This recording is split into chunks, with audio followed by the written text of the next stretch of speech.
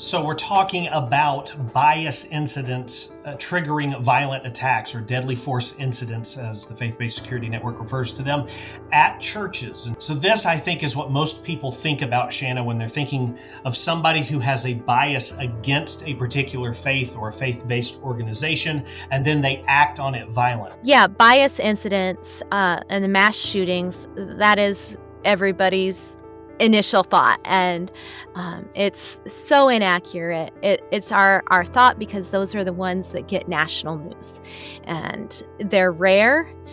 With mass murders, it's actually our number one trigger. 7 of the 17 mass murders at faith-based organizations were due to bias. And we calculate our bias incidents different than the FBI does their hate crimes. Even our own church, New Life Church, that was attacked, it was one of the mass murders in our 17. He went there saying, "Christian America, this is your Columbine." And it was not considered a hate crime by the FBI. I think the reason for that is because Christian churches are the majority, and the majority are not taken as a hate crime. Yeah, that's fascinating to me that when even the shooter says this is a hate crime and the FBI goes, no, we're not going to count it that way. It seems misleading. Yes, and that's why we call it bias incidents. So it was motivated by bias, hate against a people group, a religious group, one of those things. 7 out of the 17 mass murders have been bias incidents, but that's really small out of our 2,361 incidents. As far as our overall DFIs over those 22 years, bias only accounts for 5% of the attacks. The mass murders, it's 37% of those. Don't forget to like, share, and subscribe to receive all of the great content from the Faith-Based Security Network. Now back to our video. So bias incidents on a whole are not the primary cause of deadly force incidents at churches, but when they are the cause, then the stakes are much higher because the damage is much larger.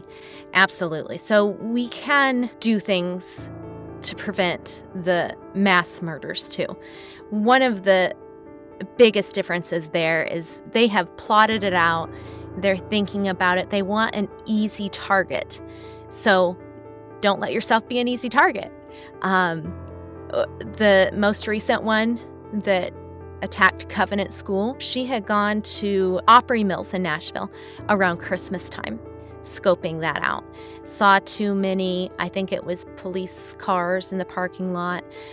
She had been other places. She had been plotting it for a while, and she went with what she thought was going to be the easiest thing. So a presence of people at the doors, of the doors being locked, and no blind entrances, where the church has people who have eyes on it, that goes a long way to keeping people who are looking for an easy target to just keep looking. Yeah, I've heard it called a lot of things too. Just those people that are in the parking lot watching for stuff, being the first to greet people that come into the church.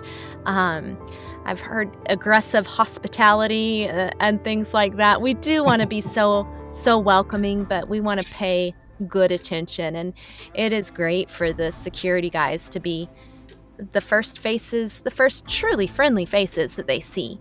That's a wonderful reminder of what we're doing here with church security. It's a ministry, that nobody is going to come to this church and be missed, that nobody's going to just kind of fall through the cracks and sneak in unnoticed, that we're going to see you in the parking lot, we're going to welcome you, we're going to help you get into the building, that you're going to be noticed from day one. That's a good way to ward off people with bad intentions as well. Not only welcoming people into a safe place like Jesus would, but it also puts up that layer of defense for people who are just looking for an easy target.